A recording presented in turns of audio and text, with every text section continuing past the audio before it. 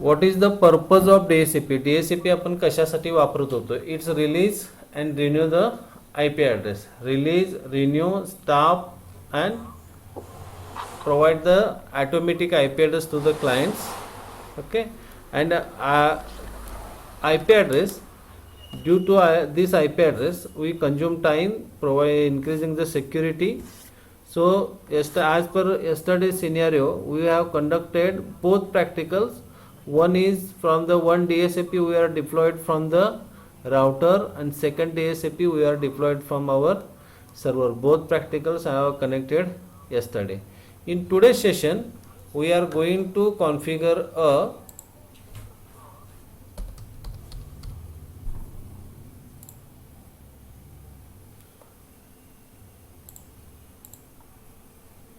one IIS. IIS stand for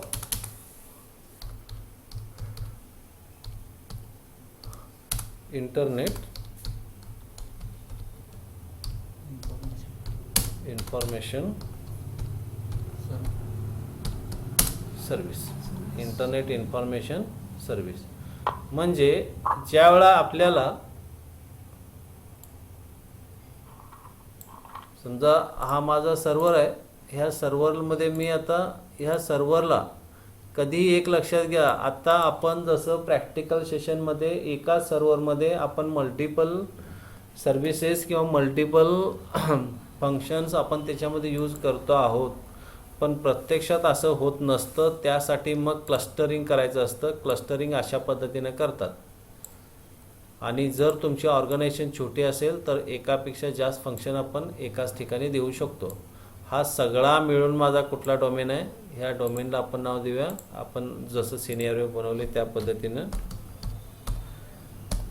patil.edu. त्याच्यामध्ये घेत असताना याला काय द्यायचं असतं, इथं ED केलं आहे आपण, ह्या पहिला युजर घेऊया आपण, ह्याला ED ॲक्टिव्ह डायरेक्टरी सर्व्हिस आहे. ह्याच्यामध्ये आम्ही काय करावलं आहे, युजर्स मॅनेज करावलं आहे. समजा DSCP सारखी एखादी छोटी सर्व्हिस असेल तर ती छोटी सर्व्हिस इथं ठेवली तर चालेल, पण एखादी मोठी सर्व्हिस जशी आता IIS म्हणजे ह्या काय करणार आहे आपण, वेबसाईट डिप्लॉय करायची आपल्याला, तर तो सेपरेट काय करायचं, सर्व्हर इन्स्टॉल करायचा. किंवा मला त्याच्यामध्ये पुन्हा FTP करायचं आहे, फाईल ट्रान्सफर प्रोटोकॉल, डाटा आणून स्टोअर करायचा आहे, तर हे सगळे सर्व्हर्स एकाच्या अंडर घ्यावे लागतात. पण प्रत्यक्षात एवढ्या OS जर एकाच लॅपटॉपवर यूज करायचं झालं तर मिनिमम मला 16 GB रॅम लागेल. प्रोसेसर ठीक आहे, प्रोसेसर चालू शकेल, कारण ह्या माझ्या सिनेरिओमध्ये बघा आपण किती रॅम वापरतो आहे आणि आपली किती शिल्लक राहते. जर परफॉर्मन्सवर गेलो तर जवळजवळ 8 GB मधली आपण 7 GB रॅम वापरले का. आपली विंडोज 10ची OS रनिंग आहे, बरेचसे ॲप्लिकेशन रनिंग आहेत, परत सर्व्हर 19 रन आहे, विंडोज 7 रन आहे, म्हणजे एवढी मोठी जवळ 87% रॅम वापरतो आहे. आपला प्रोसेसर अजून बराचसा शिल्लक आहे, त्यामुळे मिनिमम 16 GB रॅम करावी लागेल एवढ्या OSला, मग आपल्याला हा लॅपटॉप परफॉर्मन्स करेल. किंवा आपण GNSसुद्धा प्रॅक्टिस करायला आपल्याला 16 GB रॅम लागेल. आता 8 GBला सुद्धा आता आणि एखादी OS जर ॲड केली आता पुढच्या सिनेरिओमध्ये तर हा पण लॅपटॉप आपला स्लो डाऊन व्हायला लागेल. ठीक आहे, तर हार्डवेअर कॉन्फिगरेशन जास्त लागेल. तर तुम्हाला कधीही आत्ता जरी मी ती सर्व्हिस एकाच सर्व्हरवर घेत जरी असलो तरी ते वेगवेगळ्या सर्व्हर घ्यायचे असतात. इथं प्रश्न जो मेन येतो तो IP ॲड्रेसिंगचा, कारण मी तुम्हाला ऑलरेडी क्लिअर केलेलं आहे, एकच IP ॲड्रेस आपण मल्टिपल सिस्टमला वापरू शकत नाही. तिथं काय येतो, ओव्हरलॅप मेसेज येतो. एक IP ॲड्रेस दुसऱ्या IP ॲड्रेसची ओव्हरलॅप मेसेज येतो. तुम्हाला प्रॅक्टिकली करून दाखवतो या ठिकाणी कसा मेसेज येतो.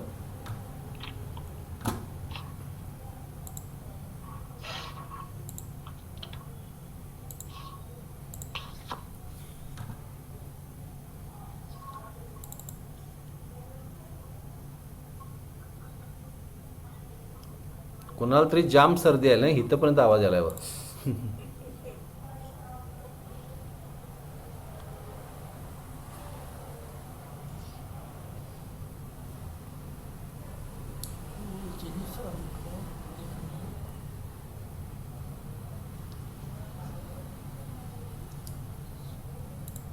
ह्याला बरी आहे ना साऊंड क्वालिटी? बघा मी सिस्टम घेतल्या. मला फक्त प्रॅक्टिकल काय घ्यायचं आहे की आपण आय पी ॲड्रेसचे ओव्हरलॅपिंग कसं होतं, मेसेज कसा येतो. घेतला. सिम्पलमध्ये मी हब घेतो.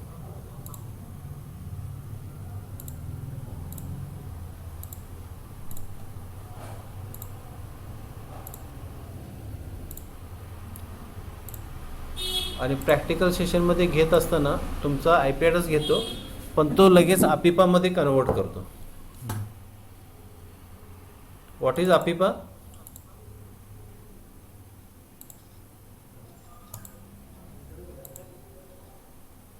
फॉन्ट वाढवून घेतो म्हणजे तुम्हाला लक्षात येईल.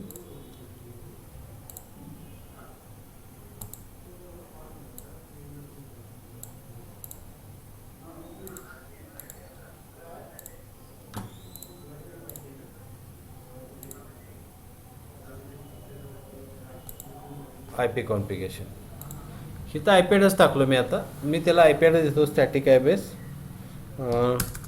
200.100.50.25 क्लास सीचा आय पी ॲड्रेस घेतला मी. बघा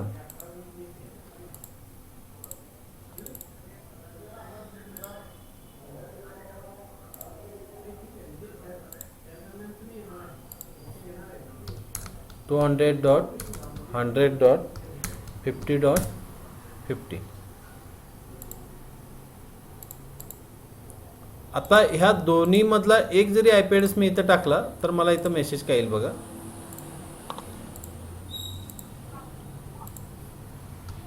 200.100.50.25 काय असेल, this is at this address is already used in the network. म्हणजे माझा जो होस्ट आय डी आहे तो डिफरंट असावाच लागतो. समजा मी दुसरा टाकतो तो घेणार 200.100.50.100 घेणार. मी इथे गेलो,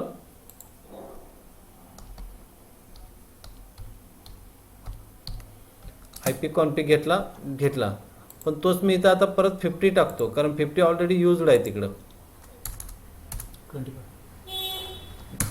50 पण टाकलाय ना तेव्हा घेणारच नाही. 200.100.50.50 this address is already in the network. Same condition इथं यूज केली जाते. मग इथं काय केलेलं असतो, एक कुठला घ्यायचा आय पी आपल्याला घेत असताना मग इथं पब्लिक ह्या माझा जो मेन सर्व्हर मी घेतलाय. आता इथं कसं घ्यायचं माझ्या सिनेरिओमध्ये पेंट इथं मी मेन जी मी फॉरेस्ट करणार आहे. समजा हा माझा फॉरेस्ट आहे तर ह्या माझ्या फॉरेस्टला कुठला आय पी ॲड्रेस घेणार मी इथं पब्लिक. आणि मग राहिल्याला जे काही सर्व्हर्स आहेत यासाठी मग मी प्रायव्हेट यूज केला तरी चालतो, पण त्याच्यामध्ये मग एक सर्व्हिस रन करावी लागते. कारण समजा एखादा युजर जर एखादी फाईल डाउनलोड करून घेणार असेल तर ती रिक्वेस्ट त्याला कुठं सेंड केली पाहिजे. एखादी फाईल जर त्याला डाउनलोड करायची आहे मग या फॉरेस्टनं ती रिक्वेस्ट कुठं सेंड करणार, तो FTP कडं. त्याला वेबसाईट ॲक्सेस करायची ती रिक्वेस्ट कुठं सेंड करणार, वेब सर्व्हरकडं. हे आपल्याला कॉन्फिगरेशन कुठं करावं लागतं, या सर्व्हरमध्ये करावं लागतं. आणि हे सगळं मिळून जे काय आपण इथं केलं त्याला आपण म्हणतो क्लस्टर. हे आपल्या डोमेनचा काय तयार झाला, हा क्लस्टर तयार झालेला आहे. आता मी याच्यामध्ये ऑलरेडी एक सर्व्हिस आपण घेतलेली आहे DSAP. आता आपण त्याला वेब सर्व्हिस म्हणजे IIS सर्व्हिस इन्स्टॉल करायची आहे. त्यासाठी आपण काय करूया, मी माझ्या क्लायंट मशीनवर जातो, क्लायंट मशीनचा ब्राउझर ओपन करतो आणि ब्राउझरवर जाऊन मी काय करतो, माझ्या patil.eduचा जो आय पी ॲड्रेस आहे तो आय पी ॲड्रेस मी टाकतो. या ठिकाणी माझा आय पी ॲड्रेस आहे 150.0.0.20 आय पी ॲड्रेस. काय मिळते का मला, काही नाही मिळणार. पण तेच मी जेव्हा IIS इन्स्टॉल करेन त्यावेळेपैकी मला ही वापरायला मिळणार. मग त्यासाठी मी काय करणार, क्लोज ऑल टॅब्स. मला सर्व्हरवर जातो मी. सर्व्हर गेल्यानंतर मला एखादी सर्व्हिस ॲड करून घेण्यासाठी मला काय करावं लागेल, कुठं जावं लागेल मला सांगा. सर्व्हिस ॲड करण्यासाठी सगळ्यांना आवाज भेटाय ना क्लिअर? भेटतो ना? हो सर. भेटतो. श्रद्धा, हो सर. मृणाल, मृणाल मृणाल मुली. कट झाले. होय. आहे की मृणाल? नाही, मृणाल कट झाले. नाही. ठीक आहे. निशा तुला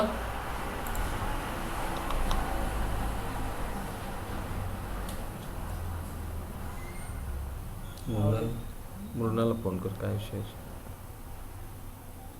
निशा तुला आवाज भेटतो?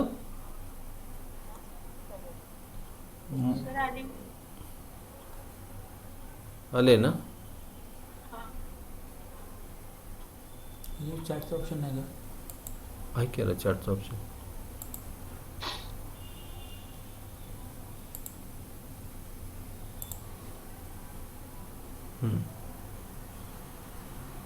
हे काय तर आहे मेसेज.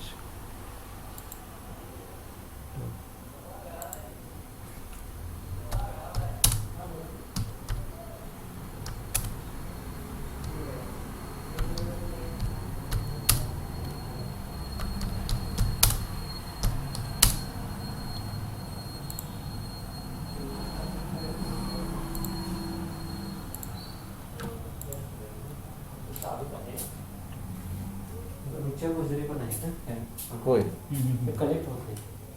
हा रुच्या काय इश्यू आहे बा?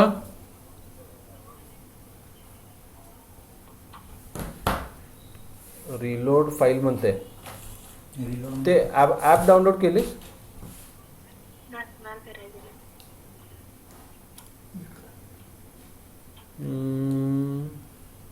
नेटचा इश्यू आहे काय तुझ्या?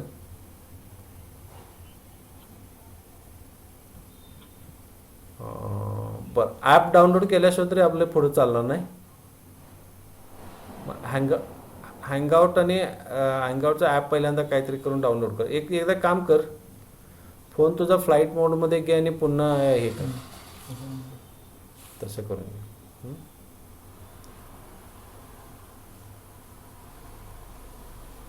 ठीक आहे.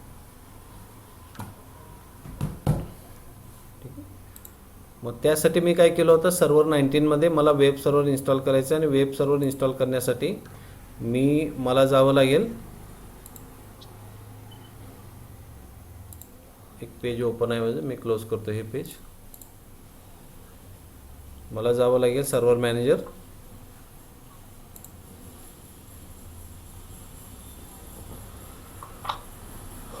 आणि ह्याच्यामध्ये सर्व्हर मॅनेजर रोल इन्स्टॉल करण्यापूर्वी मी सी ड्राईव्हवर जातो. सी ड्राईव्हवर जेवढे काही फोल्डर्स आहेत ते फोल्डर दाखवतो. याच्यामध्ये सॅम्पल फोल्डर आपण ऑलरेडी क्रिएट केलं होतं, ते मी डिलीट करतो कालच्या practical सेशनसाठी.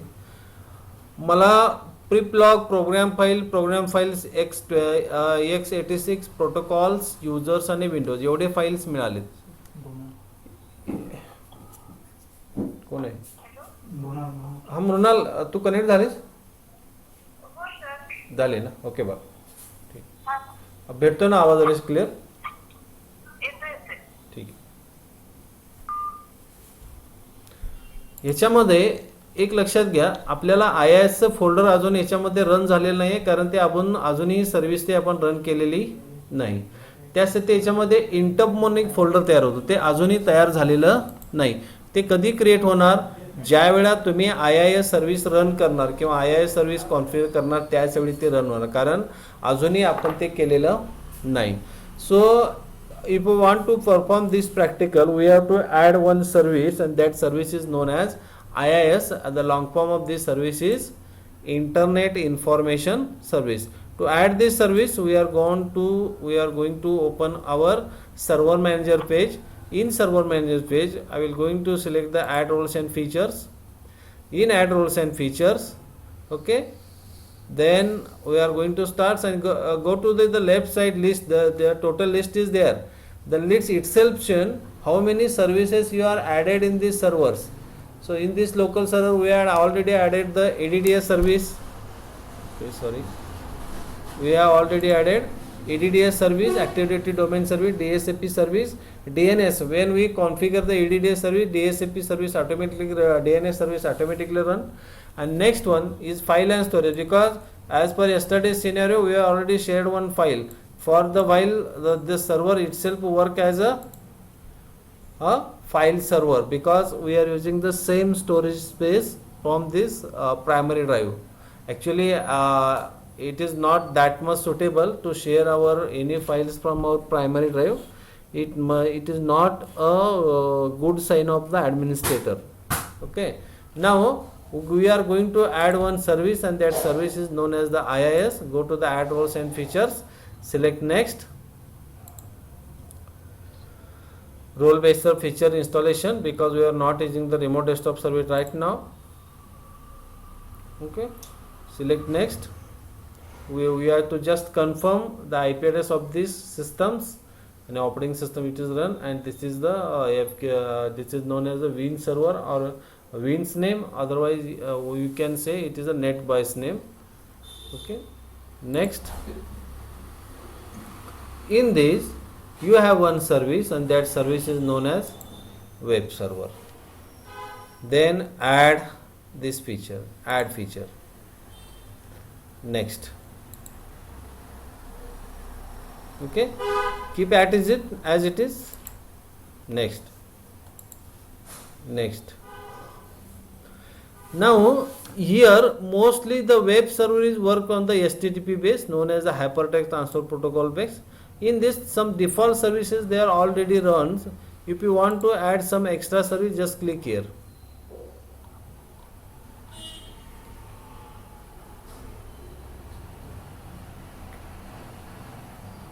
Next, if need restart, then click here. No need to restart for this service. No, install.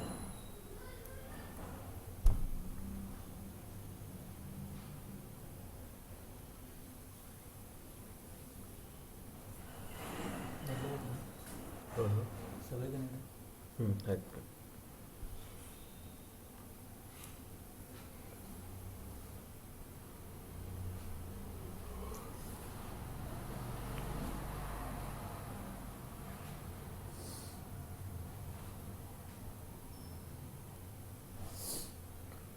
It will take near about 1.5 minutes.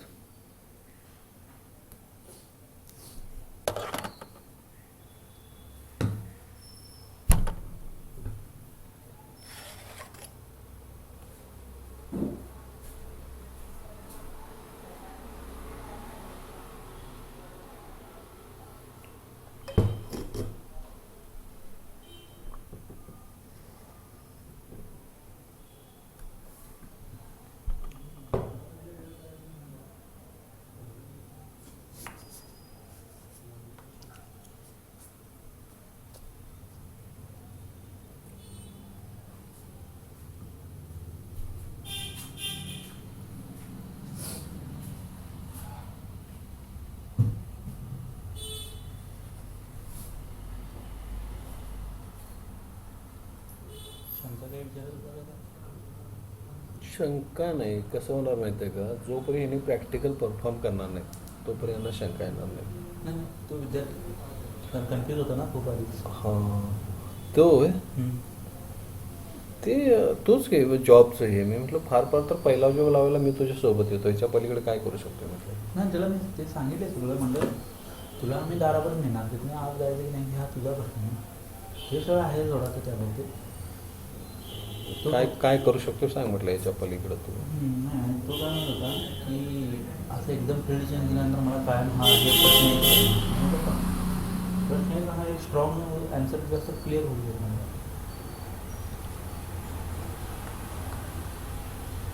तसं पण होते ना, 12वी पासून तुम्ही डायरेक्ट 7 ते 5 आणि हे 2 7 वर्ष तुम्ही केमिकलमध्ये डायरेक्ट IT मध्ये.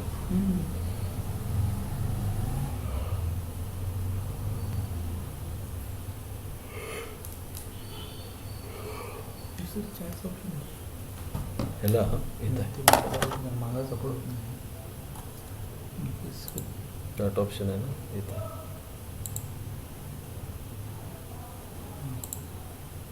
चॅट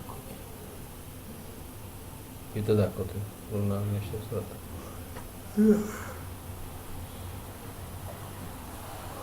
ह्याला आपल्याला स्क्रीन शेअरिंग सिलेक्ट करायला लागेल. मुरडावर परत कट झालं.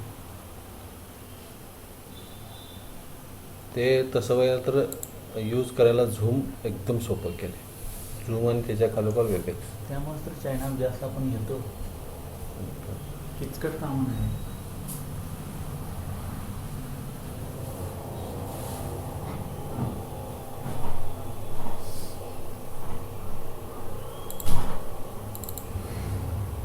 Delete users.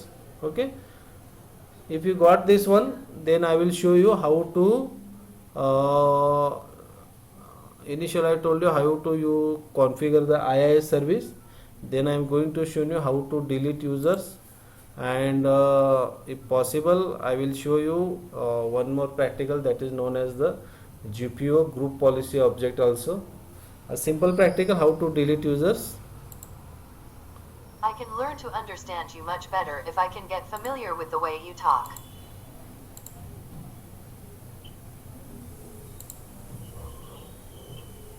Go to the tools. In that tools, scroll down and use activity users and computers.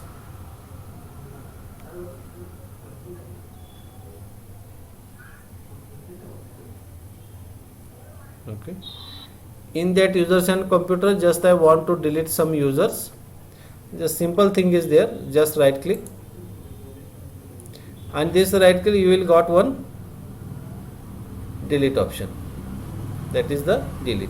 But instead of delete, if you want to protect your server from that user, there are some additional option that will be given by the Microsoft, that I will show you. First thing, if this user Nisha is working in our organizations and she is due to any reason she is on the long leave, so best administrator not delete his account.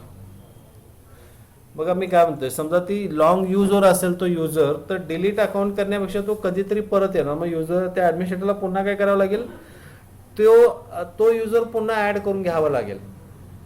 मग त्यासाठी बऱ्याच वेळा हे सगळे account delete केले जात नाहीत किंवा डिलीट केलेच जात नाहीत. कारण समजा आपण एक एक्झाम्पल करू, निशानं तो जॉब जरी रिलीज जरी केला तर निशाच्या स्पेसवर आणि कोणीतरी येऊन तो जॉब करणारच असतो. मग आपल्याला तो रिनेम पण ऑप्शन आहे. त्याच्यानंतर डिलीट जर केला तर त्याचा जो काही रिसोर्सेस आहेत ते रिसोर्सेस पण डिलीट होतात, पण रिसोर्सेस डिलीट होऊन चालत नाहीत. त्यासाठी रिनेम ऑप्शन मिळतो. किंवा ते युजर समजा त्या ठिकाणी समजा दुसरा युजर आपण घेणारच नसेल किंवा तो वर्क करणारच नसेल तर त्याला दुसरा ऑप्शन आपण असं करू शकतो, तात्पुरते अकाउंट काय करू शकतो आपण, डिसेबल पण करू शकतो. तात्पुरते ते अकाउंट आपण डिसेबल पण करू शकतो. ह्या सिनेरिओ मध्ये आता मी अकाउंट निशाचं काय केलं, मी डिसेबल केलंय. कुठून, सर्व्हर मधून. या कंडिशन मध्ये आता तिथे लॉग इन होऊन बघू निशाच्या अकाउंटवर. मी हा क्लोज करतो. आता लोकल युजरवर आहे, मी लॉग ऑफ करतो. एक राहिले माझ्याकडून, थोडेसे रिफ्रेश करत जावं. ज्याला अकाउंट तुम्ही डिसेबल करताय ना, थोडंसं रिफ्रेश करत जावं. कोणती पण ॲक्टिव्हिटी करत असाल तेव्हा.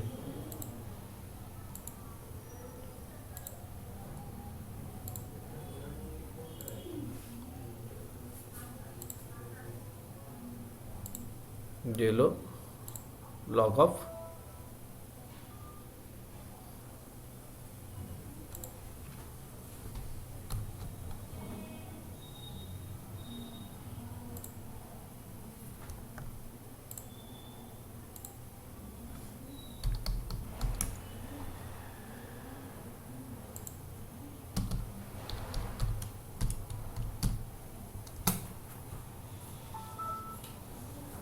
अजून पॉलिसी बसलेली नाही आहे, थोडंसं काम करावं लागेल अजून.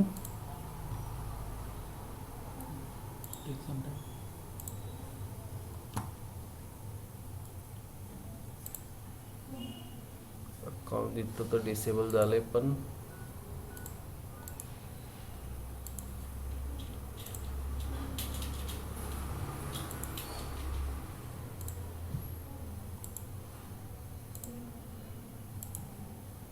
मग पुढचे आपल्याला सिनेरिओ असं पण मिळतं. समजा एखादा युजर आपण असं केलं की समजा आता निशा युजर आहे, मृणाल युजर आहे. कंपनीनं असं डिसाईड केलं की निशा क्वाईट करते तर निशाचे रिसोर्सेस कुणाला अवेलेबल करून द्या, निशाचे रिसोर्सेस मृणालला अवेलेबल करून द्या किंवा श्रद्धा हे जे काही डिफॉल्ट आपण युजर बनवले त्याला अवेलेबल करून द्या असं जर आपला ॲडमिनिस्ट्रेटर जर सांगितलं तर आपण तसे सुद्धा सेटिंग्स याच्यामध्ये करावे लागतात.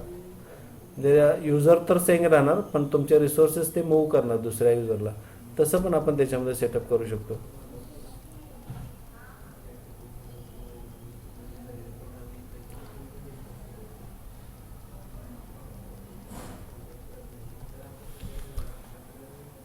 ओके, पुन्हा मी क्लायंटवर जातो.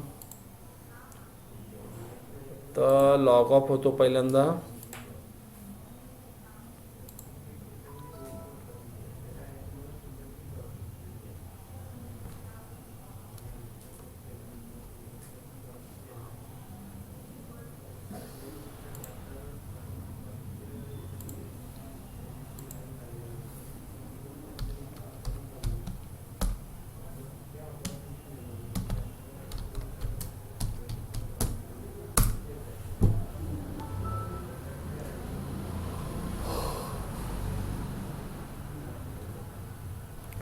एकदा रिस्टार्ट देतो याला.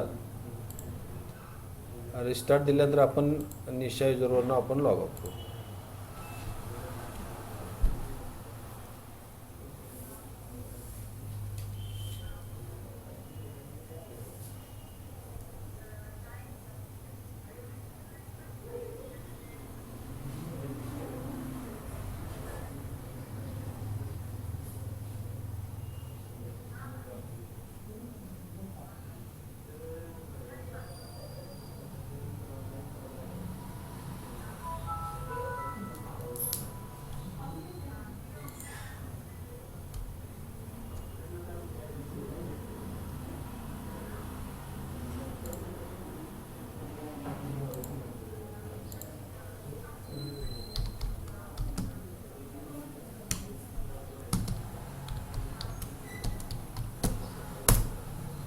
हे बा एरर आला.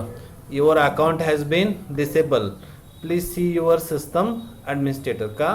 कारण तो लॉंग रिव्ह्यूला असल्यामुळं तोचा ॲक्सेस इतर कोणीही घेऊ नये म्हणून त्याचे प्रोफाईल पण आपल्याला सेव्ह ठेवायचे आहेत. अशा कंडिशनमध्ये ते अकाउंट डिसेबल करणं कधीही चांगलं. कारण अकाउंट जर तर आपण डिलीट केलो, समजा मी पुन्हा रिपीट करतोय, मी निशा नावाचं अकाउंट डिलीट केलं आणि पुन्हा मी जरी त्याच नावाचं जरी अकाउंट बनवलं तर अगोदरच्या अकाउंटचे रिसोर्सेस नवीन अकाउंटला मिळत नाहीत. हा सर्व्हरमधला सगळ्यात मोठा ड्रॉबॅक आहे. त्यामुळं कधीही अकाउंट डिलीट केले जात नाहीत. पण आता तुम्ही असं म्हणाल सर मग युजर्स कमी जास्त होत असतील तर कसं करायचे? तर पहिल्यांदा नेटवर्क डिझाईन जेव्हा करत असतो त्यावेळेला ऑर्गनायझेशनकडनं पूर्ण घ्यायचं असतं की तुमचे युजर्स किती आहेत आणि तुम्ही किती युजर्स तुम्ही वाढवणार आहात. नेटवर्क डिझाईन करत असताना हा सगळ्यात महत्त्वाचा एक मुद्दा येतो. समजा तुमचे इसेन्शियल नेटवर्क मग डोमेनमध्ये किती घेतले पाहिजेत, डोमेनमधून न घेता फक्त तुम्हाला FTP देणारे किती युजर्स, हे सगळे युजर्स तुम्ही डिझाईन केल्याशिवाय कोणत्याही ऑर्गनायझेशनला तुमचं कोटेशन द्यायचं नसतं. ठीक आहे.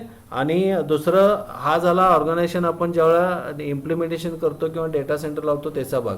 आपण फक्त आता त्या लेवलला तुम्ही जाऊ शकत नाही, पण तुमची लेवल आता समजा तुम्ही सपोर्टला आज जाणार आहात, त्या ठिकाणी सॅलरीसुद्धा जी असते ना, त्या ऑर्गनायझेशनमध्ये किती युजर्स तुम्हाला मॅनेज करायचे आहेत त्याच्यावरून तुमची सॅलरी पण डिसाईड होते. हा सगळ्यात महत्त्वाचा मुद्दा आहे.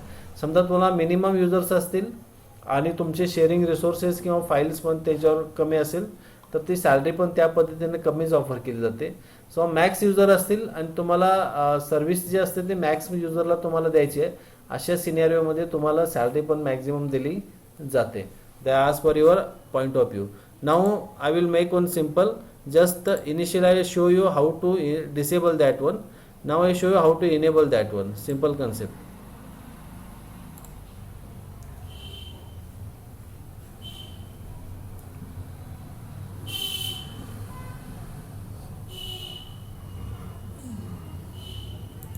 right click and enable account.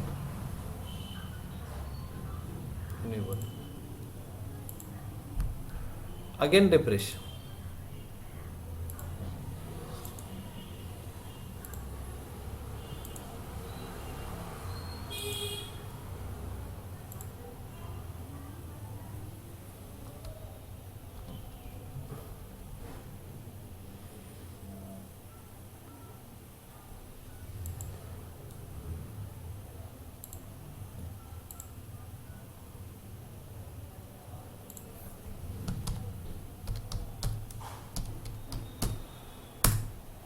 See, now she can be logging because the account has been disabled.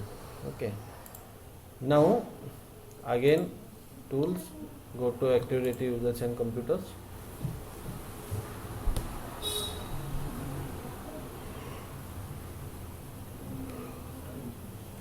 समजा एखादा अकाउंट मला डिलीट करायचं आहे, राईट क्लिक, मला सीधा ऑप्शन काय मिळतो,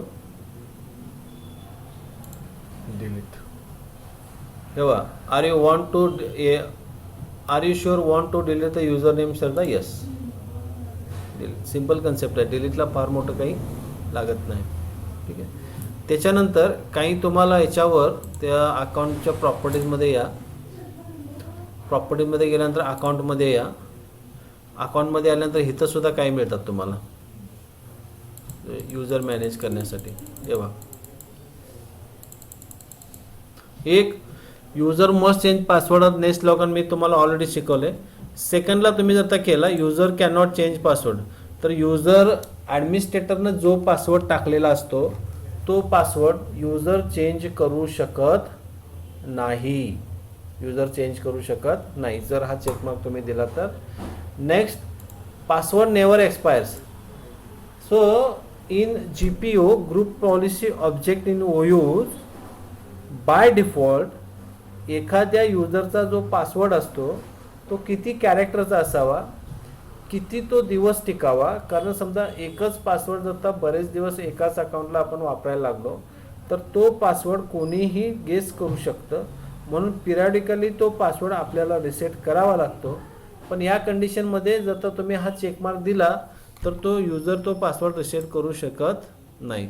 store the password reversal encryption, account is disable, smart card वापरा, account is sensitive cannot be delegate आणि कॉर्बोरस कीज. हे मग तुम्हाला 1 by 1 तुम्हाला सर्व्हरमध्ये शिकवलं जाईल. ठीक आहे.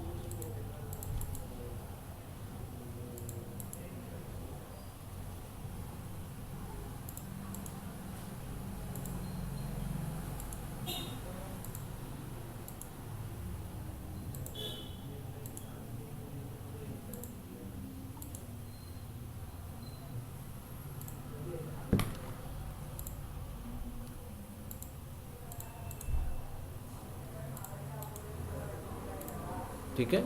पुढचं प्रॅक्टिकल दाखवतो तुम्हाला. एक 5 मिनटं द्या, एक 5 मिनटाचा ब्रेक घेऊया आणि मग पुढं दाखवतो. मी पॉजवर ठेवतोय. कॉल राहू दे, याला काय कॉल कट होत नाही, याला काय टाईम लिमिटेशन नाही आहे, त्यामुळे चालू राहू देत कॉल. ओके, एक 5-10 मिनटं द्या. ठीक आहे. आतापर्यंत आपण 2 सर्व्हिस बघितल्या. एक तर आपण DSAP सर्व्हिस बघितली, IIS सर्व्हिस बघितली, सिंपल सर्व्हिसेस घेतलेत मी.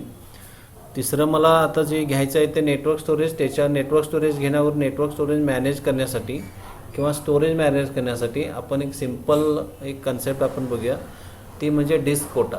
डिस्क कोटा म्हणजे मी अगोदर ज्या पद्धतीने सांगितले त्या पद्धतीने जाऊया. डिस्क कोटामध्ये आता ऑलरेडी आपल्याकडं एकच डिस्क आहे, एकच ड्राईव्ह आहे आणि तो माझा 35 GB ड्राईव्ह आहे आणि ह्यालाच आपण कोटा द्यायचा आहे. तर याला जायचं, याला राईट क्लिक करा, ड्राईव्हवर राईट क्लिक करा. ड्राईव्हवर राईट क्लिक करून प्रॉपर्टीजमध्ये या. प्रॉपर्टीजमध्ये आल्यानंतर आपल्याला इथे एक ऑप्शन मिळतो कोटा. आपल्याला इथं ऑप्शन मिळतो कोटा. आता इथं आपल्याला अजून कोटा मॅनेजमेंट आपण केलेलं नसतं. मग कोटा मॅनेजमेंट आपल्याला घेण्यासाठी आपण एक सिंपल प्रॅक्टिकल करूया. आपण एक मॅप ड्राईव्हचं प्रॅक्टिकल केलं होतं. ठीक आहे. मॅप ड्राईव्हच्या प्रॅक्टिकलमध्ये आपण काय करत होतो, आहात का सगळे ऑनलाईन?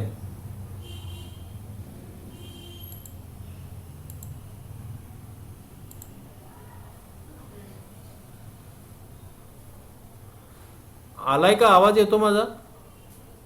हो सर. येतो ना. मॅप ड्राईव्हचा यूज काय होतो? मॅप ड्राईव्हचा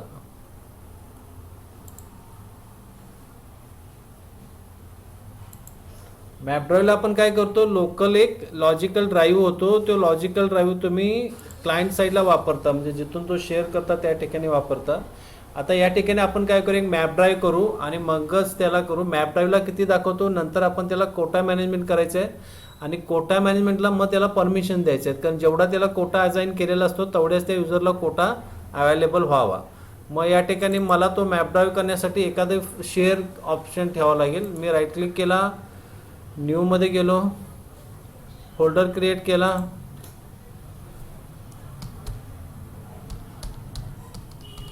मी एक फोल्डर बनवलं, इंजिनियर फोल्डर बनवलं, मी ते फोल्डर शेअर करतो. ठीक आहे.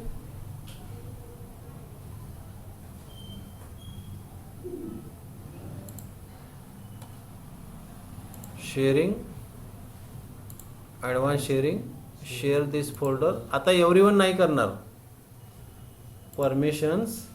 आता एव्हरीवन नाही, एव्हरीवन रिमूव्ह करा. ॲडमध्ये जा, फक्त युजरनाच मी शेअर करणार. आता युजर कोण कोण आहेत,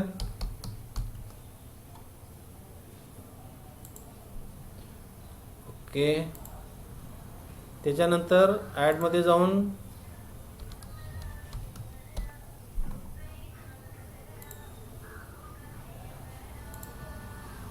दोनच युजर मी त्यांना शेअर केलेत, त्यांना आपण काय करूया, परमिशन देऊया. हे सगळ्यांना मी शेअर केलेत का, नाही, त्याला फुल परमिशन देऊया. Apply, okay.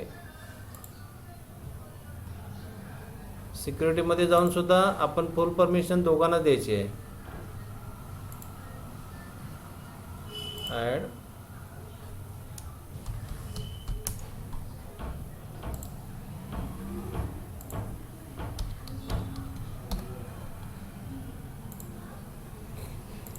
ओके. आपण त्यांनाच परमिशन देऊया. ठीक आहे. आता आपण मॅप ड्राईव्ह करूया. हा शेअरेबल ॲक्सेस आहे, हा शेअरेबल रिसोर्स आहे, तो आपण मॅप ड्राईव्ह करूया. त्यासाठी आपल्याला क्लायंटवर जावं लागेल, मग आपण ॲक्सेस करू. आता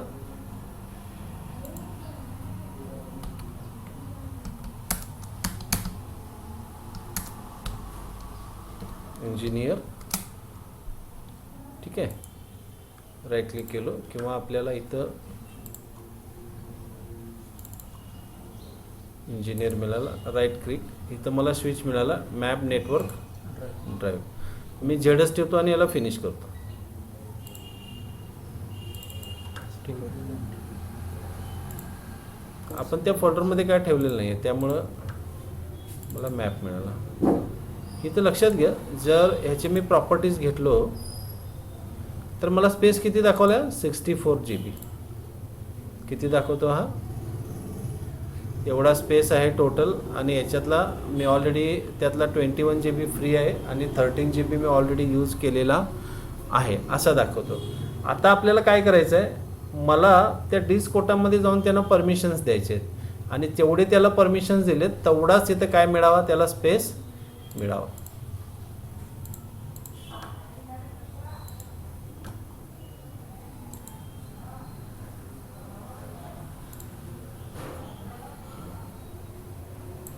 right click, properties, quota, enable disk quota, limit disk space. आता त्याला स्पेस आपण करायचं आहे, त्याला लॉग ऑन हे इनेबल करा. कोटा एंट्रीजमध्ये जा, ह्याच्यामध्ये काय करा, इथं गेल्यानंतर आपल्याला राईट क्लिक केलो आपण, बिल्ट इन आहे, नो लिमिट. इथं कोटामध्ये गेलो आपण, इथं गेलं की न्यू कोटा एंट्री, कुणासाठी, ठीक आहे, युजर ॲड करावं लागेल आपल्याला. युजर ॲड करूया आपण,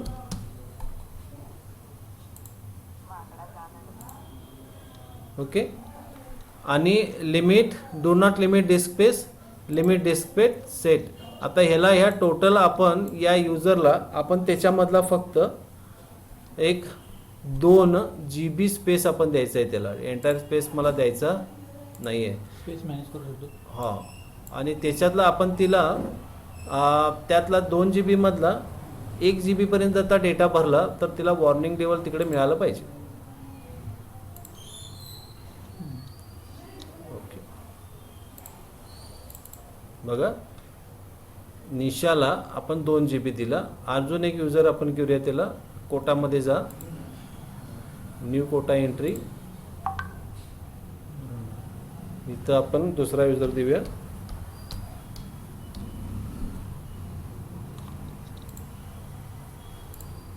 ओके, लिमिट डिस्क स्पेस इथं आपण दिला 3 GB, KB मध्ये घ्यायला येतो. ठीक आहे, आपण त्याला फक्त 500 MB देऊया प्रॅक्टिकल पर्पजसाठी.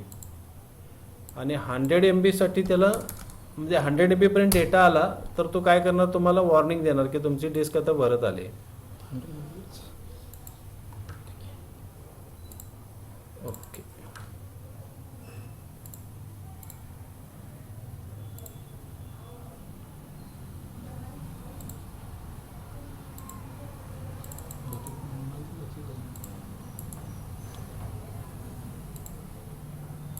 रिफ्रेश द्या.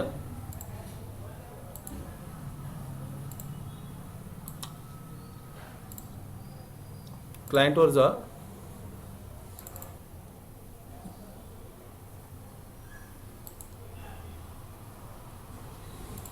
डिस्कनेक्ट करा.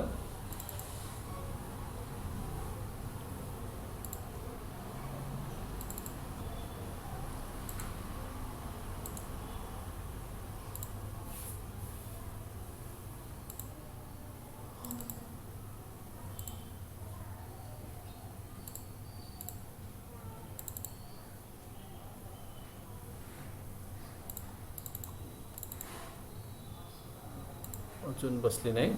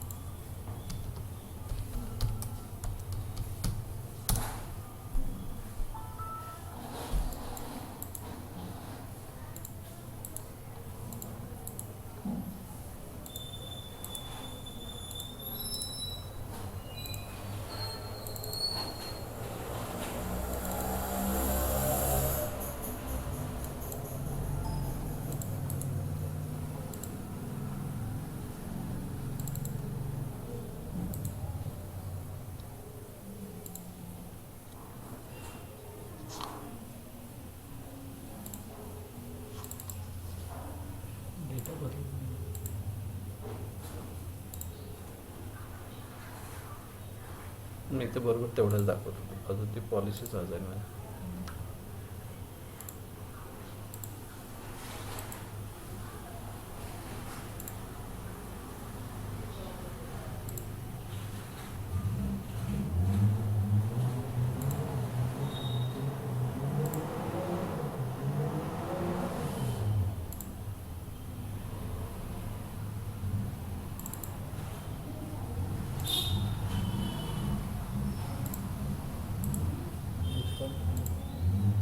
सर्व्हर कधी रिस्टार्ट करायचा नसतो.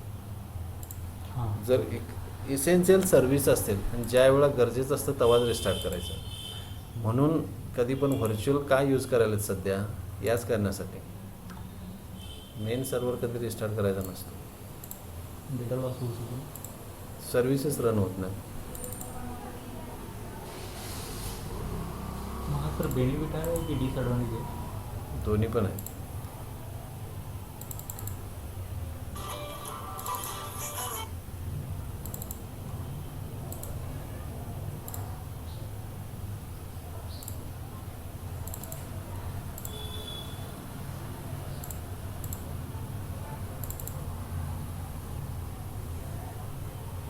तेव्हा स्पेस किती मिळालं बघा. आता मृणालनं लॉग इन आहे मी.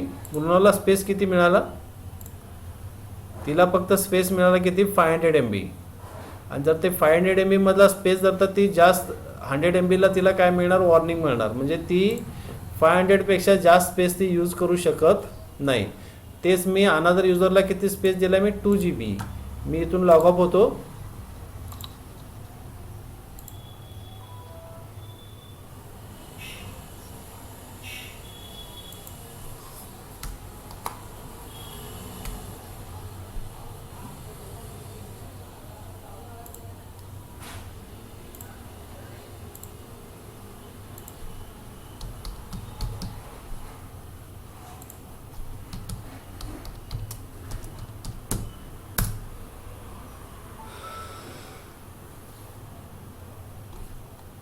ईशावरून लॉग ऑन झाल्यानंतर तेव्हा हिला स्पेस किती मिळाला, 2 GB, आणि मृणाला स्पेस किती मिळाला, 500 MB. म्हणजे याच्या पलीकडं तुम्ही तो ड्राईव्ह वापरू शकत नाही. म्हणजे ॲडमिनिस्ट्रेटर त्या जेवढा स्पेस त्याला यूज करायचा आहे, कारण तुमचा स्वतःचा डेटा तुम्ही इथं सेव्ह करून ठेवू शकत नाही. अशा पद्धतीनं हा एक ॲडमिनिस्ट्रेटरचा रोल झाला. मग ॲडमिनिस्ट्रेटर तुम्हाला स्पेससुद्धा एक्सटेंड करू देत नाही. ठीक आहे, एवढं लक्षात आलं. काय इश्यूज आहे तिथं, इथं काय इश्यूज आहेत का?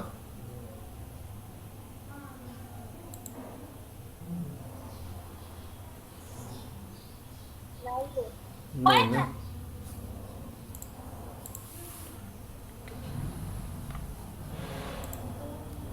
आता आपण काय करूया, पुढचं ओयूचं एक फक्त ओयू आपण क्रिएट करू आणि ओयू कसा मॅनेज करायचा मग फार तर तुम्हाला उद्या दाखवतो ओयूज कसे क्रिएट करायचे.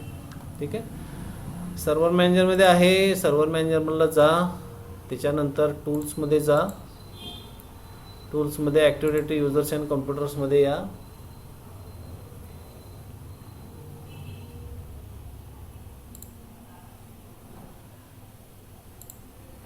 ऑलरेडी ओपन आहे, एक क्लोज करतो.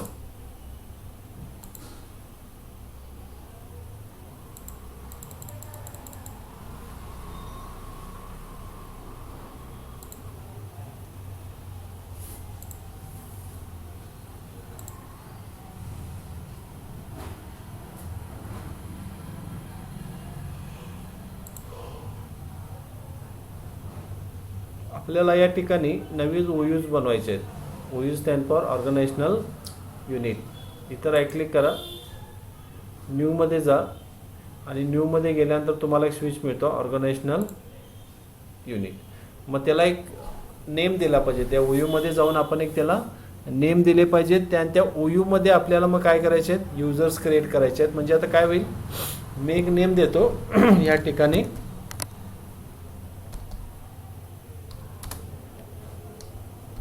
Log on policy. मी याला नाव दिलं लॉग ऑन. हॅलो, ठीक आहे, एक ओयू क्रिएट झाला बघा लॉग ऑन. नाही चालू आहे. ठीक आहे, तू बाहेर पडलीस का? ऑटोमॅटिक बाहेर पडलीस म्हणजे ते हँग झाला, मोबाईल हँग झाल्यामुळे तो कट झाली स्पेस. परत सेंड लिंक करायला लागेल. हां, ती अनअवेलेबलच दाखवणार. तुला इन्व्हाइट करतील बघ, ग्रुपला टाकतो. ग्रुपला इन्व्हाइट केले बघ परत लगेच.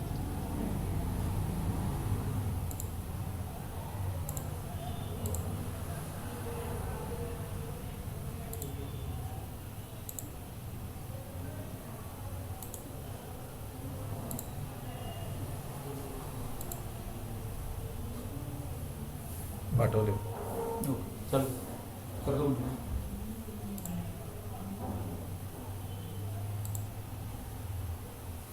वाट बघूया. रुच्या पण कनेक्ट झाले. रुच्या तुला आवाज भेटतो? बहुतेक हँग व्हायला त्यांचे मोबाईल, लोड घेतात. त्यांना सर सांगा, कारण ते ज्यावेळेस सेशन चालू होतं ना, बाकीचे जर ॲप चालू केली ना तर मोबाईल कट होतो, मोबाईल लोड घेतात, त्यामुळे ते कट फेकतो बाहेर. Action unavailable.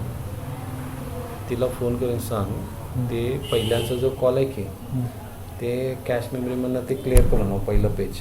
हां, ते सांगितलं. हां, आणि मग ते पुन्हा हे ओपन करणं. पहिला पेज कट कर.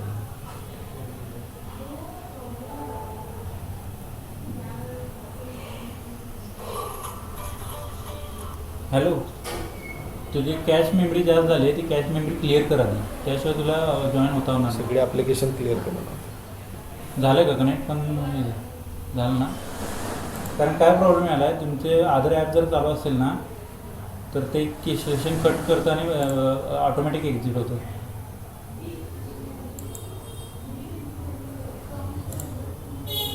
नाही, सेशन अटेंड कर पहिला, 15-20 मिनिट राहिले, ते झाल्यानंतर सांगतो.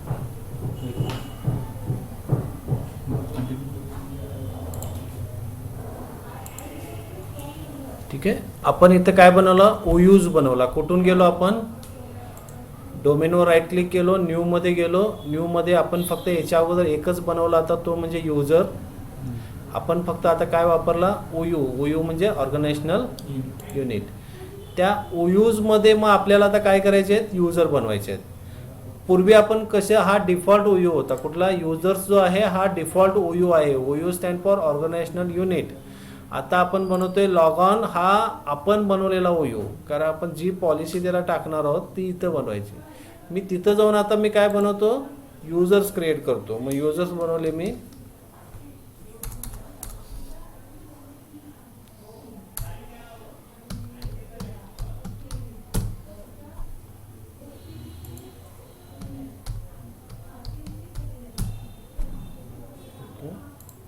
नेक्स्ट, हे सगळं शिकवलंय.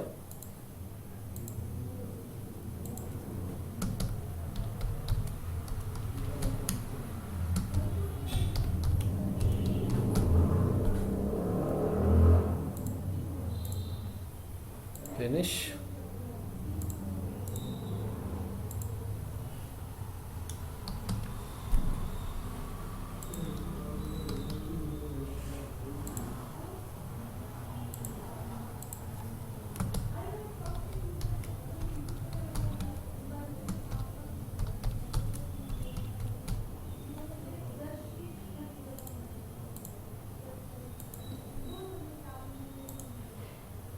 याच्यामध्ये मग न्यूज ऑन, मग युजर. इथं पण लक्षात घ्या, एक आहे की आपण दुसऱ्या ओयू मधले जरी युजर असला, आता युजर्स हा आपला डिफॉल्ट ओयू आहे, त्याच्यामध्ये मी युजर्स बनवलेत. निशा आणि मृणाल ऑलरेडी माझे युजर्स आहेत. सेम नावाचे युजर्स मी दुसऱ्या ओयू मध्ये सुद्धा बनवू शकत नाही.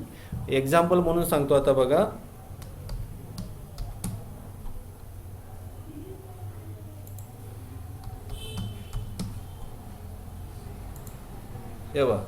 The user login name you have chosen already in use this enterprise, choose another login name. म्हणजे जरी ओयू जरी बदलला तरी सुद्धा आपण सेम नावाचे युजर्स बनवू शकत नाही.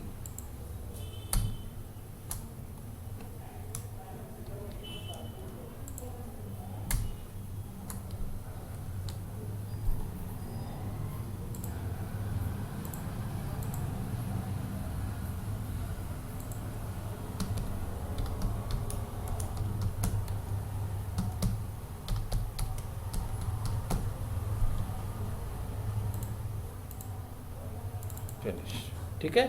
हे मी बनवले ओयूज मध्ये युजर बनवले. आता यांना मॅनेज करण्यासाठी टूल्समध्ये जायचं आणि टूल्समध्ये जाऊन आपल्याला स्विच मिळतं ग्रुप पॉलिसी मॅनेजमेंट. ह्यालाच आपण म्हणतो GPO, ग्रुप पॉलिसी ऑब्जेक्ट. ह्याला आपण म्हणतो GPO, ग्रुप पॉलिसी ऑब्जेक्ट. मी ग्रुप पॉलिसी ऑब्जेक्टमध्ये जर हा फॉरेस्ट आहे आपला, हा एक्सपांड केला, ह्याच्यावर मी राईट क्लिक केलो, ह्या डोमेनवर राईट क्लिक करा.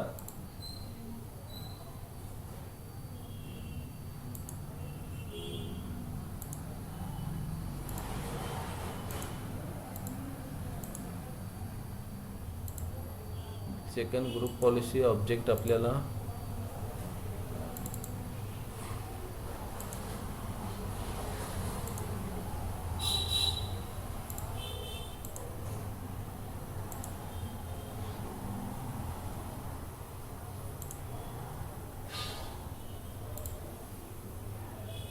इथं जाऊन डोमेन्स, ओके. ओके. आता इथं जाऊन मला इथं काय मिळालेत बघा, मी जेवढे काही ओयूज बनवले होते ते ओयूज मला इथं मिळालेत. त्या ओयूजला मी राईट क्लिक केलो बघा, हा मी बनवलेला ओयू आहे. कुठला? हा लॉग ऑन, जो मी कुठं बनवला, ॲक्टिव्ह डिरेक्टरी युजर्स अँड कम्प्युटर्समध्ये बनवला. आणि कुठून ओपन केला मी? ग्रुप पॉलिसी मॅनेजमेंट म्हणून तो ओयू मी ओपन केला. आणि त्या ओयूजमध्ये असलेल्या युजर्सना मला आता मॅनेज करायचं आहे. कशा through? GPO, group policy object through, किंवा आपण तुम्ही म्हणा ओयू म्हणा किंवा ग्रुप पॉलिसी मॅनेजमेंट म्हणून मला त्या युजर्सना किंवा त्या ग्रुपमध्ये मी जे काही रिसोर्सेस ॲड केले असतील त्याला, त्या ग्रुपमध्ये मी प्रिंटर ॲड करू शकतो, शेअर फोल्डर ॲड करू शकतो, सिस्टम ॲड करू शकतो, नेटवर्क ॲड करू शकतो, सबनेट ॲड करू शकतो, ओयूमध्ये परत ओयू क्रिएट करू शकतो. डिपेंडन्सी आहे आपली. ठीक आहे. मला आता हा ओयू क्रिएट झाला. आता ओयूमध्ये क्रिएट झाल्यानंतर त्याला इथं create GPO in this domain to click here, किंवा आपण त्याला काय म्हणतो, इथं लॉग ऑन आला, ह्याला आपण क्रिएट GPO जीप क्रॉलची ऑन इन दिस डोमेन ह्याला क्रिएट केला. आता त्याला आपण काय पॉलिसी लावायची, ती पॉलिसी आपण इथं टाकायची. मग त्याला आपण लावूया पासवर्ड पॉलिसी.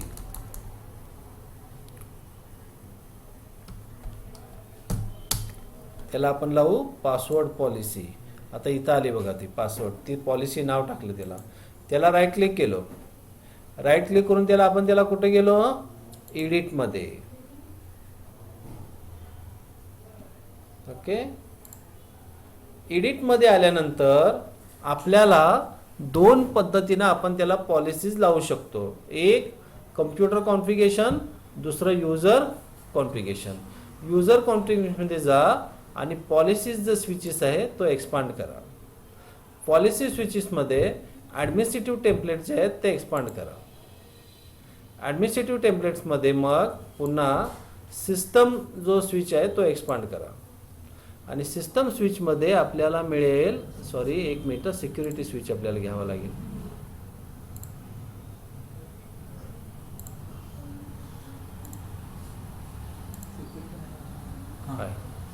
त्याच्यामध्ये विंडोज सेटिंगमध्ये सिक्युरिटी सेटिंगमध्ये या.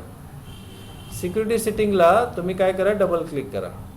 आणि डबल क्लिक करून केल्यानंतर त्याच्यामध्ये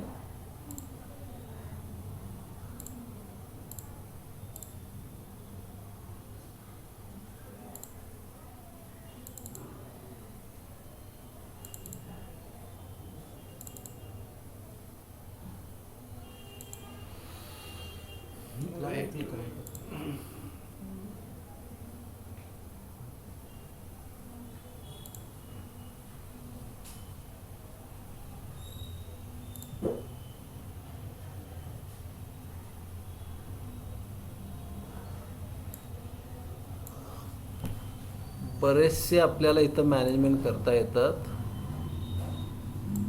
काही बेसिक दाखवतो तुम्हाला. System display folder group policy storage.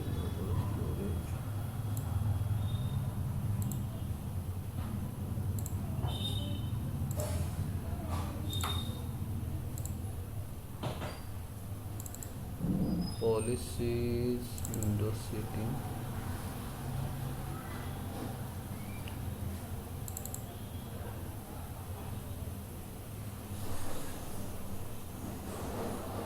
Okay. थोडासा बदल करतोय. कम्प्युटर कॉन्फिगरेशनमध्ये या. कम्प्युटर कॉन्फिगरेशनमधनं विंडोज सेटिंगमध्ये या. विंडोज सेटिंगचं पेज एक्सपांड करा. इथं सिक्युरिटी सेटिंगमध्ये या. आणि सिक्युरिटी सेटिंगमध्ये इथं तुम्हाला स्विच मिळाला आहे अकाउंट पॉलिसीज. याला डबल क्लिक करा. आणि अकाउंट पॉलिसीजमध्ये एक तुम्हाला स्विच येतो पासवर्ड पॉलिसीज. आता पासवर्ड पॉलिसीमध्ये आल्यानंतर इथं तुम्हाला काय काय मिळतात बघा. Enforce the password history. ह्याचं प्रत्येकाची हिस्ट्री तुम्हाला मिळते. फक्त त्याच्यावर काय करा, क्लिक करा. आणि एक्सप्लेनमध्ये या.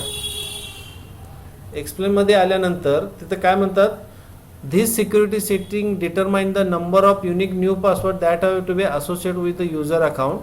Before and old password use the value must be between the 0 to 24 password. म्हणजे लक्षात घ्या, आपल्याला एक नॉर्मली एक सवय असते, आपण तेच पासवर्ड आपण रिपीट करतो. ठीक आहे, आपल्याकडे आपले स्वतःचे काही 2-3 पासवर्ड असतात, 4 असतात, 5 असतात. आपल्याला आपलं अकाउंट पॉलिसी आपली सेव्ह ठेवण्यासाठी आपल्याला विंडोजनं ज्या पद्धतीनं पासवर्ड दिलेले असतात ते पासवर्ड आपण त्या ठिकाणी सेव्ह करत असतो. प्रॉब्लेम काय होतो, तर आपण तेच पासवर्ड बऱ्याच वेळा ठेवतो आणि तेच पासवर्ड ठेवल्यामुळं कस्टमर ते किंवा अदर युजर किंवा तुमचा एखादा जर का युजर असेल तो काय करू शकतो, तर गेस करू शकतो. मग आपण याला पॉलिसी लावायची असते. पॉलिसीला पहिल्यांदा आपण इथं काय करतो, त्याला डेट लावतो, एज लावतो, त्याला पॉलिसी तुमची किती दिवस राहावी. समजा मी पॉलिसी वर्षानुवर्षे जर का माझा पासवर्ड सेम ठेवत असेल तर कुणीही माझा गेस करून माझ्या अकाउंटमध्ये लॉग इन होऊ शकतं. समजा मी त्याला पॉलिसी अशी लिहिली, माझा पासवर्ड फक्त 3 दिवसासाठी चालावा, तर 3 दिवसानंतर मला काय मेसेज येणार, तुम्ही पासवर्ड चेंज करून घ्या म्हणून. बरं, चेंज करायचं झालं तर मी पहिल्या स्विचवर जातोय. तुम्ही तोच पासवर्ड आता परत ठेवायला लागला तर मग काय होणार, तुम्हाला तो दुसरे सुद्धा तुम्हाला पासवर्ड काय करतील, गेस करतील. मग हा प्रॉब्लेम ओव्हरकम करण्यासाठी तिने आपल्याला काय सोल्युशन दिले, जर आपण पहिल्यामध्ये गेलो तर तुम्हाला तो हा सिस्टम मॅक्झिमम किती पासवर्ड स्टोअर करून ठेवू शकेल. बाय डिफॉल्ट तो 0 to 24 म्हणजे 25 पासवर्ड स्टोअर करून ठेवू शकतो. म्हणजे 25 पासवर्डमधला तुम्ही अगोदरचा जुना कोणताही पासवर्ड टाकू शकत नाही. नवीन तुमचे 25 पासवर्ड त्या ठिकाणी स्टोअर होत जातात. ज्या वेळा तुम्ही 26वा पासवर्ड टाकायला जाता, जर त्या 25 पासवर्डमधला सुद्धा एखादा सुद्धा तुम्हाला काय होणार नाही, रिपीट करू देणार नाही. परत 26वा तुम्ही जेव्हा टाकायला जाता आणि त्या 25 मधला जरी तो एक असेल तरी सुद्धा तो घेणार नाही. असे किती पासवर्ड सिस्टमनं त्याच्याकडं सेव्ह करून ठेवावेत, ती आपल्याला काय करायची असते, इथं पॉलिसी द्यायची असते. समजा मी सांगितले त्याला 10 पासवर्ड सेव्ह करून ठेव, तर तो काय करणार, माझे वेगवेगळे 10 पासवर्ड तो सेव्ह करून ठेवणार. 11वा पासवर्ड बाकी तो सेव्ह करून ठेवणार नाही. ह्याला म्हणायचं इन्फोर्स पासवर्ड हिस्ट्री. म्हणजे आता किती ठेवणार तो पासवर्ड, रिमेंबर 10 पासवर्ड तो रिमेंबर ठेवणार. आता आपल्याला त्या टाकलेल्या पासवर्डचं एज किती असावं, म्हणजे तुम्ही टाकलेला पासवर्ड मॅक्झिमम किती दिवस चालावा. आता हे जे पासवर्ड्स ह्या ज्या पॉलिसी आपण टाकतोय, ह्या पॉलिसी रुचा, मृणाल आणि श्रद्धा युजरला मिळणार नाहीत. ह्या पॉलिसी फक्त आणि फक्त त्या ओयूमध्ये, आपण पासवर्डच्या ओयूमध्ये जेवढे बनवलेत त्यांनाच मिळणार. लक्षात आहे का, दुसऱ्या युजरना ते ह्या पॉलिसी बसणार नाहीत. फक्त त्या ओयूमध्ये जेवढे आम्ही बनवलेत त्याच ओयू नाही मिळणार. ठीक आहे. आता मॅक्झिमम पासवर्ड एज, मॅक्झिमम मिळालं की आपल्याला मिनिमम मिळतो. इथं एक्सप्लेनमध्ये जा आणि तो ऑटोमॅटिक दाखवतो. The security setting determine the period of time in days that a password can be use before the system require user to day between 1 to 999. 999 दिवसाचे ते पासवर्ड, ते तितके दिवस आपण त्याला सांगू शकतो की माझा पासवर्ड तुम्ही जास्तीत जास्त 999 दिवसापर्यंतच आपण ठेवू शकतो, त्याच्या पुढे तो पासवर्ड ठेवू शकत नाही.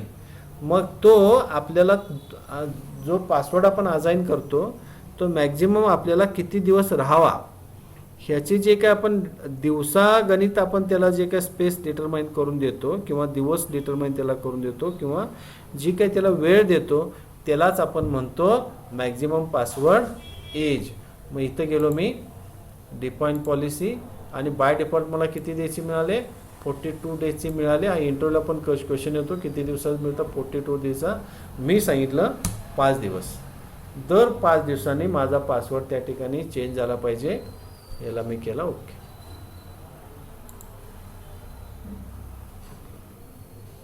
आता इथं मिनिमम पासवर्ड आपण डिफाईन केलेलं नाही आहे, त्यामुळे इथं काय येणार, ऑटोमॅटिक तो 5 डेजचा घेतला तर मिनिमम तो काय येणार 4 डेजचा येणार.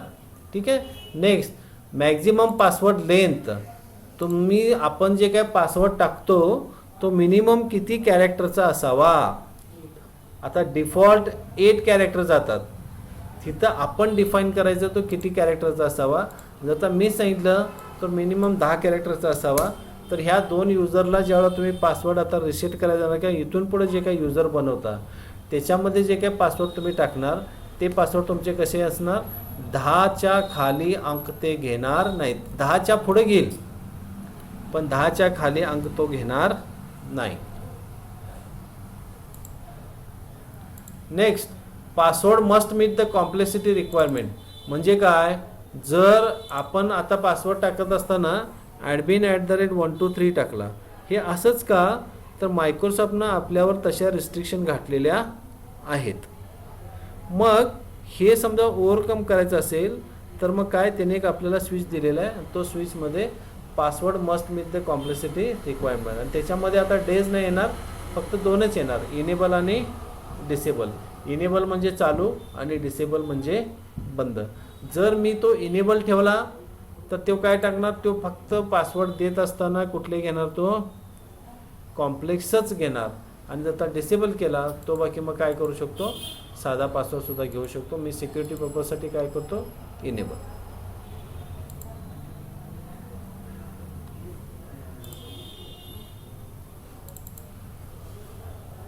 ओके. आणि last one, the store password using the reversible encryption. जर तर जो पासवर्ड आपण त्याच्यामध्ये स्टोअर करून ठेवतो तो इन्क्रिप्शनमध्ये स्टोअर राहावा का, जरी कोणी जरी हॅक जरी केला तरी तो त्याला काय मिळावा, त्याला तो मिळावा. अशा पद्धतीने ही पासवर्ड पॉलिसी कुठं झाली, बस कुणाला बसली, मग आता त्या ओयूजला. मग आपण एक काम करूया, ही पॉलिसी बसण्यासाठी एक तर इथं पहिल्यांदा ह्याला काय केला, इथं रिफ्रेश द्यायला.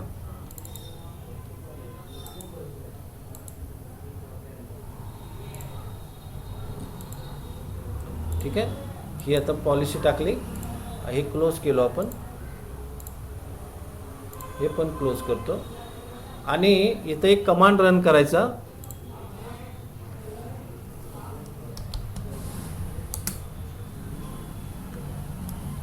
आणि तो कमांड आहे GP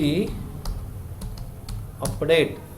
म्हणजे काय, group policy update, GP update end run करायचा. तो जोपर्यंत तुम्ही ही कमांड 2 वेळा रन करत नाही ती पॉलिसी पटकन बसत नाही.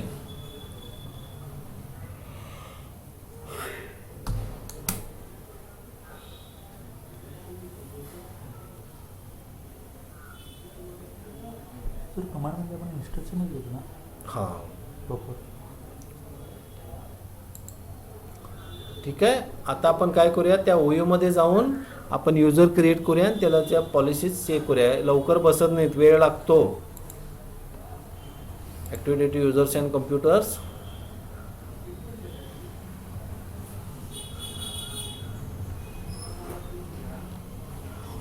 इथं युजर आहे,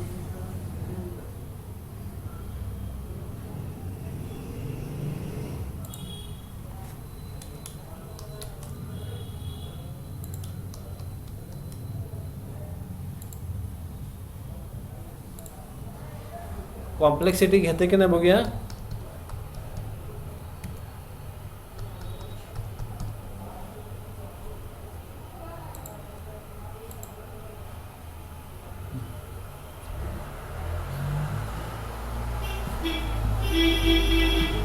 Window cannot set the password for CC because the password does not meet the password policy requirement. Check the minimum password length and password complexity. Character किती दिलेत, आता आपण आता 10 कॅरेक्टर दिलेत, मग आपण काय देऊया त्याला, आता 9 कॅरेक्टर देऊया. कॉम्प्लेक्सिटी तर आपण इनेबल केले.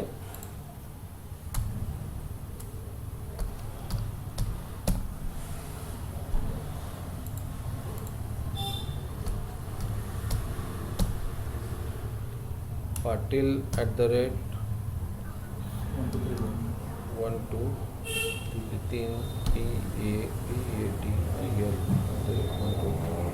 9 कॅरेक्टर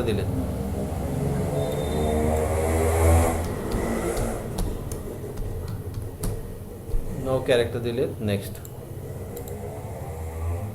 अजून पॉलिसी नाही बसली, थोडा वेळ लागेल आता, कारण आपण 10 कॅरेक्टर दिलेत, 9 कॅरेक्टर सुद्धा घेतलेत त्याने आता. ठीक आहे, बसते पॉलिसी. ग्रुप पॉलिसी लवकर असाइन होत नाही पण बसतात पॉलिसीज त्याला. आता आजचा सेशन्स मी आता हळूहळू कट करतो. दरम्यान तुमच्या काहीतरी शंका असेल तर मला द्या. आणि पुन्हा जर ह्याच्यामध्ये अजून काही प्रॅक्टिकल्स आहेत OU मॅनेज करण्याचे. ते प्रॅक्टिकल्स अनेक 2 सेशन झाले आणि थोडा थेरॅटिकल सेशन झाला. तर ऑलमोस्ट आपण आता सिलेबस आपला 2-4 दिवसांमध्ये आपण फिनिश करायचा आहे. ठीक आहे. हे मधले जे काही ऑडिओ नाहीत ते व्हिडिओज मी पुन्हा अपलोड करतो आणि मध्ये मग व्हिडिओ थ्रू जाऊन काही शंका असतील तर मला मांडा.